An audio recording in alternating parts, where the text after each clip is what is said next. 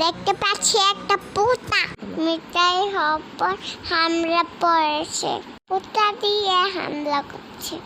আর এদিকে বেরান্দার জন্য কি করছে? পুত নাকি ভর্তা বানায়, দাদা খেতে পারে না। আর এদিকে পিঠা বানানোর জন্য ভালো করে মিক্স করে হচ্ছে, আরো খুঁড়ি দিয়ে দিচ্ছে। কথা পিঠা দিয়ে বানাবে আল্লাহ জানে। এখন কুড়িতে ইচ্ছা মতো রেড়ে দিবে। এখন পিঠা বানানো শুরু।